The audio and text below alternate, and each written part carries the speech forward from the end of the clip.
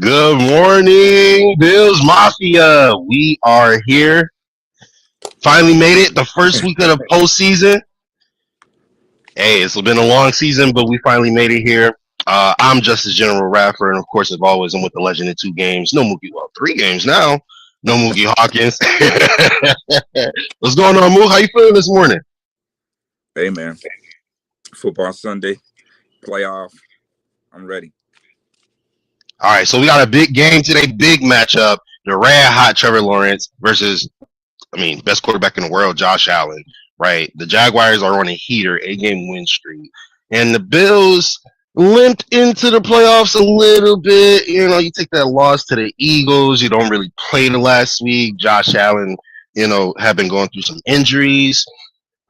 We've heard that Josh Allen is healthier than he's been in a few weeks now, and that he's all ready for today. So what are you expecting from this Bills offense versus, this really good Jaguars defense? Well, after the Philadelphia game, once that game was lost, it was just okay. The Jets game is meaningless. The Bills know where they stood. No more.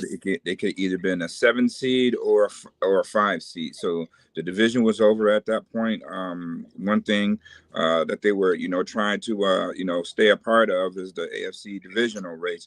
Once the Philadelphia game was over, understanding that hey, the East isn't theirs anymore. Let's just start being more smart and focused for the new season, which is playoffs. So I think it was the right thing to do. Guys been beat up all season long. Now 17 is dealing with some injuries, but he'll be fine today. So that's what we're hoping for. I mean, he is one of the most efficient quarterbacks in NFL history. So, of course, you're expecting that from Josh Allen, but this isn't quite the roster he's had in years past. Khalil Shakir and Keon Coleman might be the only 2 receivers who have caught playoff passes from him before. It's really a process, right? The Bills are very inconsistent. They're a very weird team, right? 1 week versus a really good team, they can come out and they can score 35 points, or they can have 0 points going into the fourth quarter. You never know what you're going to get with this team. 1 week you could get the doors blown up by the offense in the first half, and they give up however many yards and touchdowns. In the second half, they will completely lock you down to where you don't even complete a completion, Jalen Hurts. So which variation of this Bills team are we going to get today? I mean, we kind of need to see the good parts, but what are you expecting? Well, I need to see better play offensively. This team really goes as the offense goes. We know defense wins championships. On that flip side, Coach McDermott, Coach Babbage, those guys has done more with less all season. You lose a Ed Oliver, you lose a Michael Hoyt. Just imagine if those 2 guys were playing today, right? Yeah. If Ed Oliver and Michael Hoyt was playing today, Different ball game. It'd be a totally different ball game, right? So they've been doing more with less. You got Terrell Bernard, who's been battling injuries all season long. You even got, everybody pretty much defensively. You lose Tyler Rapp basically for, the remainder of the season. So at the end of the day, the Bills have been doing more with less defensively. And I've seen an evolution in Coach McDermott because of that. Since the bye week, this Bills defense has pretty much been top 5 or not top 10 defense easily. Even with the Russian issues, the Bills since the bye week has been top 10 defense in the NFL. So he's been doing more with less. The inconsistencies really lies offensively because, Joe Brady's scheme pretty much limits Josh Allen. Yeah, definitely. And I had that debate on my Twitter this morning where, I was kind of looking at it, in totality. And this season really opened my eyes a little bit where I'm looking at it. And I used to look at it as, Brandon Beane put a roster that was capable of going to the Super Bowl on the field. Therefore, the blame is on Sean McDermott not getting there. This season, with what McDermott has been able to produce with, this offense has been able to make it work in the run game. And of course, Josh Allen's going to be Josh Allen. And then the defense buckling down whenever they're able to. They're riddled with injuries all over the place. I've gained more respect for Sean McDermott this season than I did last season, which was a lot. And we'll talk about the hot seat stuff, later in the day, should the outcome not be what we want. But what are you expecting from Sean McDermott and the coaching staff in these playoffs? You got to get it done at some point. Well, they're the most experienced team right now in the AFC when it comes to playoffs. They've been in there, 7 straight years. So it's a lot of experience to have, once you've been to, every phase, whether it's an AFC championship game, a wild card, or a divisional playoff. They've been in every situation you can probably be in when it comes to playoff play. So they have that advantage. We just have to see how much have they learned from that experience. Now, they don't have the weapons that they once had. Let me be clear on that, right? So they don't have the weapons that they once have, so we'll see where the coaching where definitely prevails in this game. Big Gabe Davis, we got big game, Gabe. We got him back. This is what we were, hoping for, that he could, show up in the playoffs and give us a reliable target. We'll see what happens. No Ed Oliver, as you mentioned. No Michael Hoyt. No Max Hairston. Terrell Bernard dealing with injuries. Matt Milano been dealing with injuries. What is it going to take for this defense to be able to show up in this postseason run with so many of your key guys not being available? Well, as of yet, you got Federian Mathis, who's been very solid. You have Larry Ogunjobi, who's been very solid. Deion Walker should be first team, all rookie team on the defensive side. So that core right there, let them go. Let them pin their ears back and let them dominate up front. And you got Russo and you got Bosa on the edge there. So I think they go out there and get it done.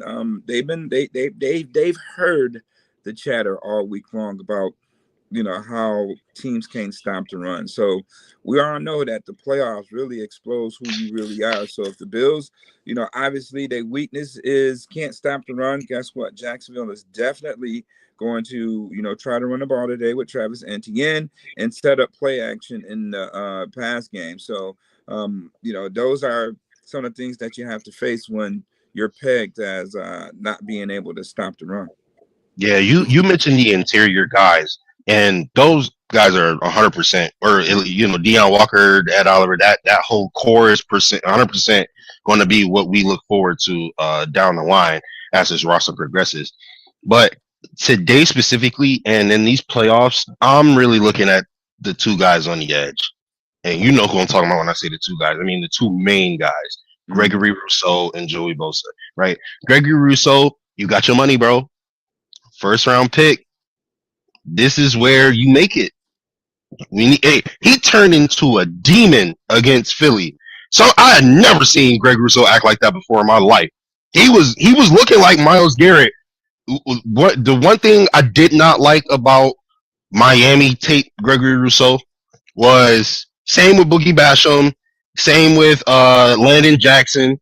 There wasn't any dominant edge rushes. It was just, okay, quarterback stands in the pocket and eventually you get to him.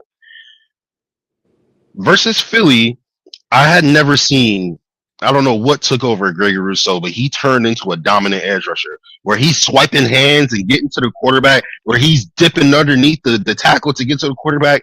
He's bull rushing, powering through people. And I don't know what motivated that, but I would like to see that same motivation come back for these next 4 games because we're going to need it. And Joey Bosa, injury prone, they kept Khalil Mack and not you. You know what I mean? This is your chance to prove why that was a mistake. This is your chance to prove why you are known as one of the premier defensive ends in this league in terms of getting to the quarterback. They did a pretty sufficient job of being able to keep him semi-healthy throughout the season and get him to this point. Because unlike a Joshua Palmer, right, who we knew was injury prone, right, unlike some of the other players who we knew were injury prone, but we still brought them in, Joey Bosa is here right now. So we need Joey Bosa to step up big time. And that, that edge duo, we know the interior of the defensive line is going to get some penetration. we really need that edge to come out and look like they did versus Philly because, quite frankly, Trevor Lawrence is as hot as they come right now. Yeah, he's definitely as hot as they come. And when you look at Joey Bosa and Greg Rousseau combined on the season, only 12 sacks. Yeah. So, it's a lot of money being spent, off that edge, 32 and a half to be exact, at some point, right? So that's not getting bang for your buck if I was Brandon Beane. But, basically with Boyd was really about trying to keep him healthy as possible until this moment. So now, Joey Bosa, you're one and done. So it's time to let it all hang out in the playoffs, man. And today is that day. It's time to play. It's time to play lights out. Greg Rousseau have definitely shown you flashes. He did it last year, week 1 against Arizona when he had 3 sacks in the game, and then you don't see him no more. So, it was kind of like the same deal this year with him for the most part. I think he's more of a run stopper rather than a pass rusher, but he will show you those flashes where he can dominate a game and give you those Myles Garrett vibes, right? So if he can just, stay he's been on these past couple of weeks, because he's definitely been on the tear these past couple of weeks. If he can do that, getting after, Trevor Lawrence, making sure to keep him contained and, try to force him to step up in the pocket, to run, then I think they'd have a good chance on, either shutting down the run and Lawrence as well. Yeah, and I'm here looking at the past 8 games from the Jaguars, which is where they've been on this heater that everybody's concerned about. And I'm not one to disrespect a schedule. You play who you play.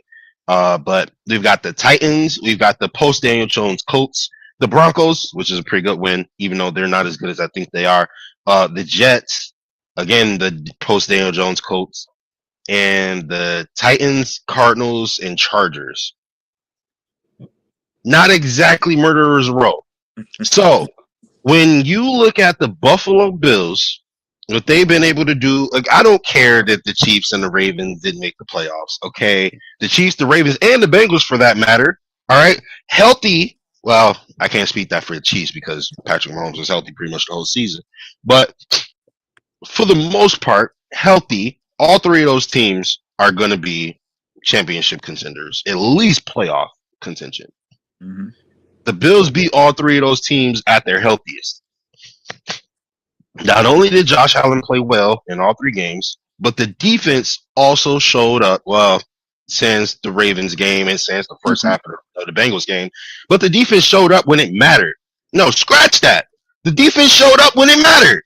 Ed Oliver getting his hand in there and getting the ball out of Derrick Henry's hand, right?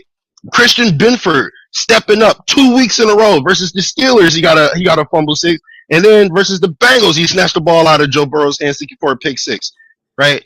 The Eagles, they shut down Jalen Hurts the entire second half. He has Devontae Smith and AJ Brown and couldn't get the ball to anybody. And not only that, but you got Saquon Barkley coming off the backfield. True. So you got 3 superstars, and the Bills shut them down totally and completely. Mm-hmm. Now, not a big fan of Joe Brady. Everybody knows this. But if Sean McDermott can somehow keep up the pressure that he's put on these quarterbacks with this secondary, the secondary has been playing absolutely spectacular. Even when the quarterback is standing in the pocket for 8 seconds because we can't get a pass rush, he's still looking for someone to throw the ball to. So if Sean McDermott can put the same amount of pressure on Trevor Lawrence that he has on these other great quarterbacks, even though I don't put Trevor Lawrence in that category, but it's the playoffs, so you gotta, you know what I mean? I think that we could make a run through our defense this postseason.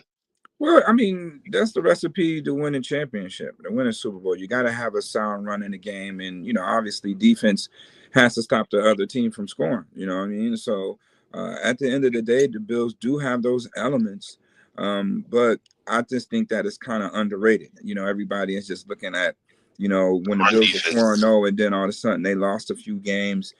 That's what they stuck on. They stuck on Bijan Robinson and the Devin A. Chain days when they have monster numbers. They still stuck on that. So At the end of the day, it's about playing your best game in the best games, these next 3 weeks. And, again, this is where the experience come into play for Coach McDermott. It hasn't been the defense. All right. I've been saying that for weeks. It's not the defense. Coach McDermott has done a phenomenal job in the second half, to stop opponents. Let's just go back to the Philadelphia game. How do you hold the defending world champions to not a pass being completed in the second half with Saquon Barkley, in the backfield? So it wasn't the defense, it was the offense. And the offense, again, the inconsistencies of Joe Brady and his play calling being, very predictable in clutch situations has really been the demise, on why the Bills stand at 12-5. So today it's another gut check time for Brady. Will he be able to scheme his wide receivers over? Because I'm so tired of everybody talking about this wide receiver room and they can't play or whatever the case may be.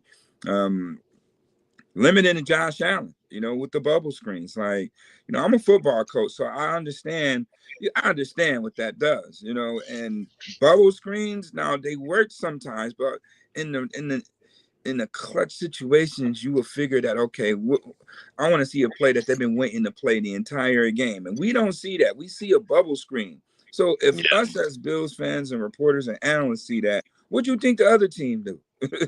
You know what I mean? They know it's coming, so it's too predictable. And for it to be, on that stage, on this level, let you know that, there's some limitations offensively. If you go all the way back to the AFC Championship game last year, 4th and 5.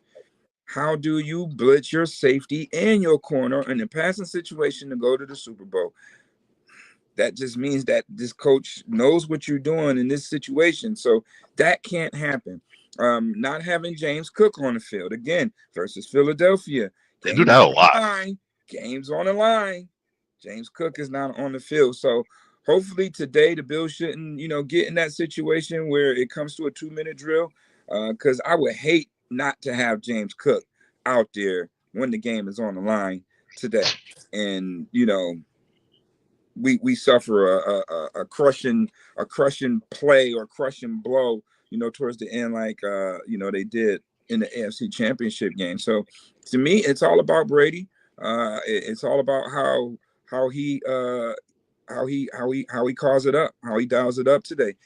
They have to be aggressive. They cannot be conservative, just lackadaisical, going to the motions. Like, okay, we just going, coast the first half and then come out in the second half. They've been doing that all season long. They've been a very, very, very gritty team. And Coach McDermott has been Andy Reid-ish on the defensive side when it comes to making second half adjustments this year. Can you do that in the playoffs? I don't think you can afford to do that in the playoffs. Depending on, the severity of the first half, you can't think that, you could be down like you was in New England and be down 21 zip or 21 points and think you can come back like that. You can't do that in the playoff setting. So I expect offensively this Bills team to be aggressive. I expect, them to take shots down the field with Josh Allen. And that's just the key thing. You gotta allow Josh Allen to be Josh Allen now. You gotta unleash the beast. Okay, you just can't let him just be dinking and dunking down the field. If you would have told me that the game plan basically for Jacksonville is to shut down a run and let Josh Allen beat you with his arm, that's the most diabolical thing to ever say. It should make sense. That's the game plan, right? So, yeah. They're going to dare Josh Allen to beat him with his arm today. And Joe Brady, you should be well aware of that because that's been the chatter all week. So I need to see you getting the receivers involved early and got to be in your bag today. He has to open up the playbook, the plan for, this season right now. It's a single elimination game season. You cannot hold back. You cannot be conservative. You have to be very aggressive and have to set players up. You have to have your pieces on the field at all times. James Cook should never come off the field right now. Ty Johnson's dealing with an injury. Yeah, especially if Ty's not in. James Cook should not be off the field today unless he taps his helmet. All right, your best player's got to be out there. If James Cook is not out there, especially if the game is on the line.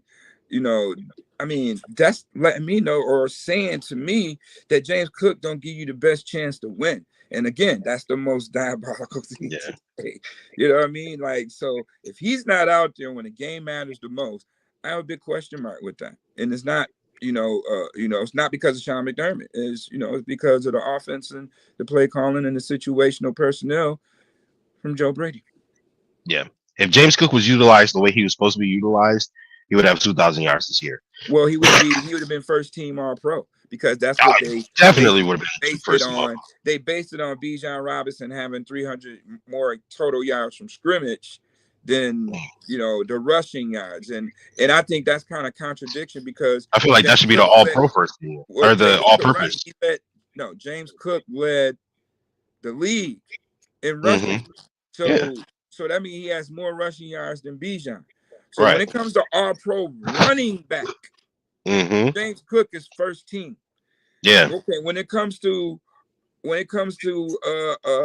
all purpose, yeah, that should have been Bijan. You got CMC and you got Bijan. You know what I mean? Like that's the category that Bijan fitted in.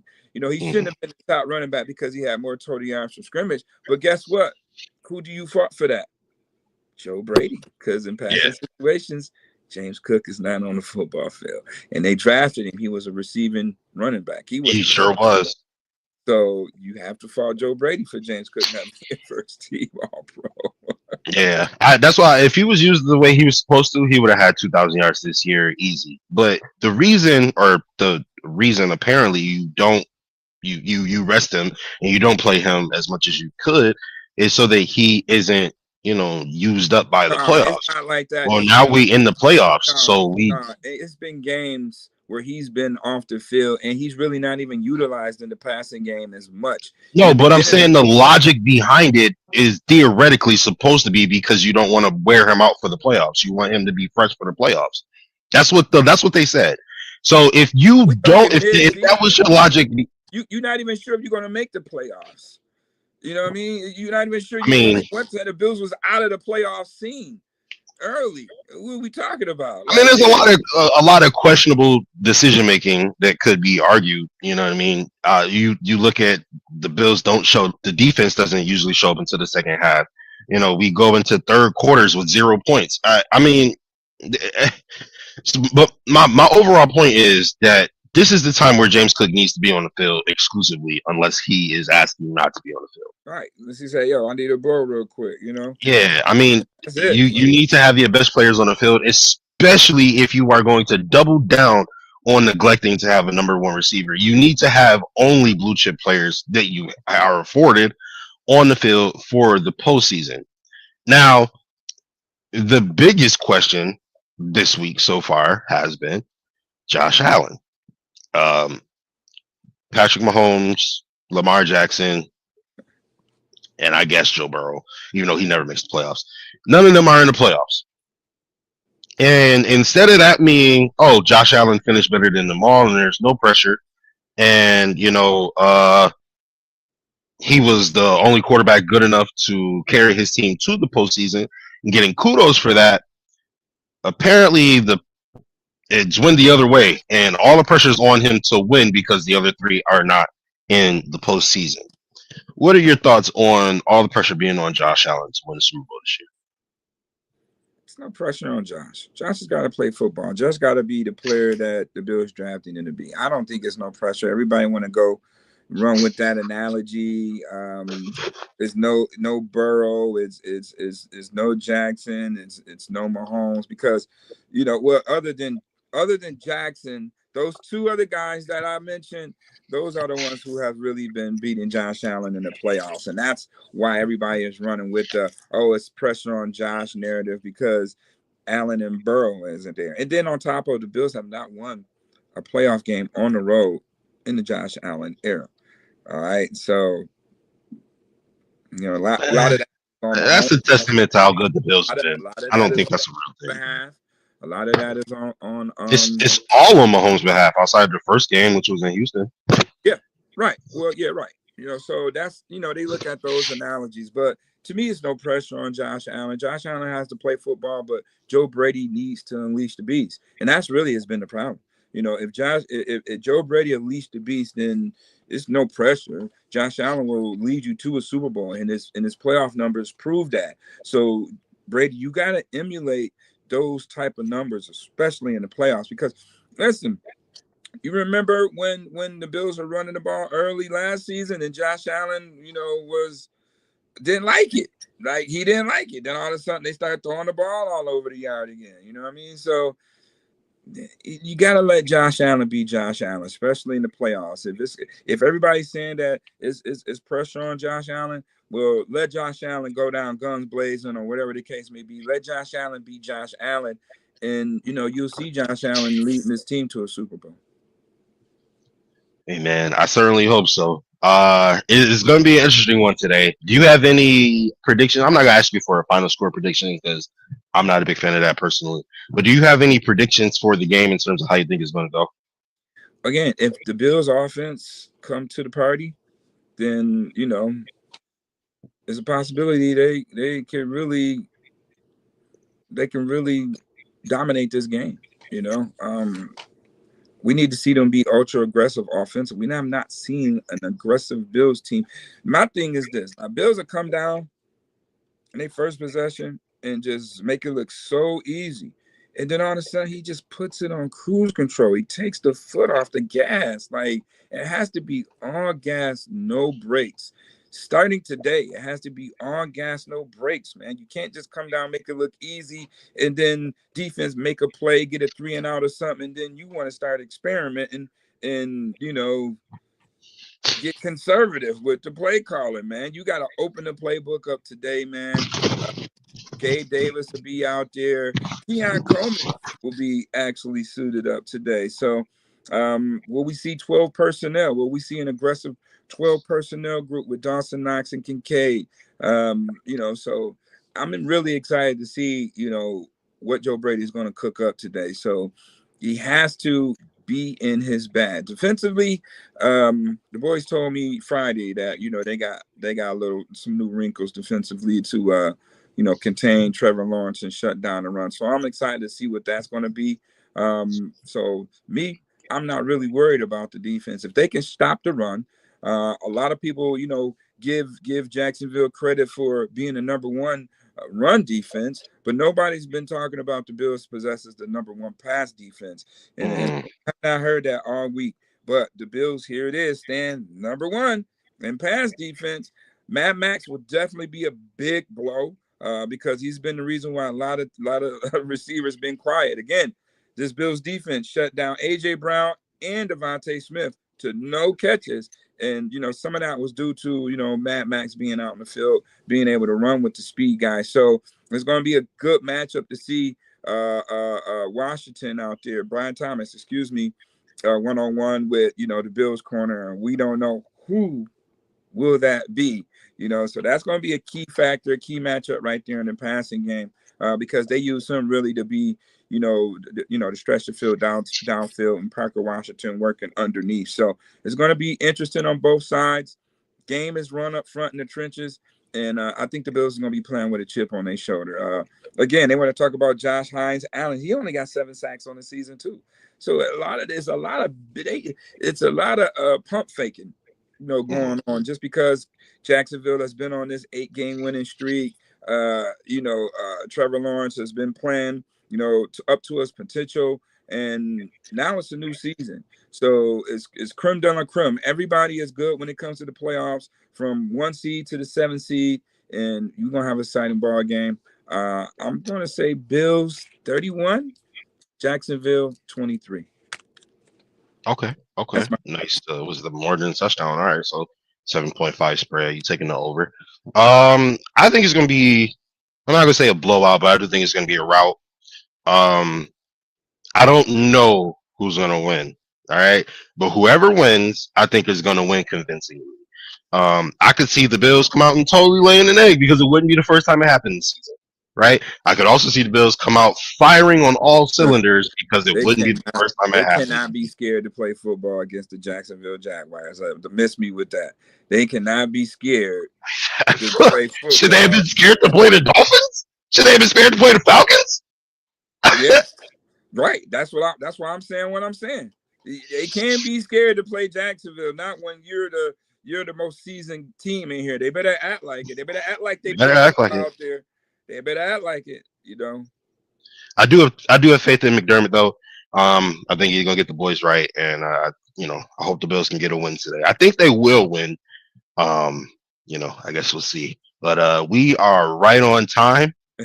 So that's going to do it for us here at Bills World. I'm Justus General Rapper. Of course, that's Muki. And we'll see you guys after the game. Bills Jaguars playoffs, baby. Let's do it. Go Bills.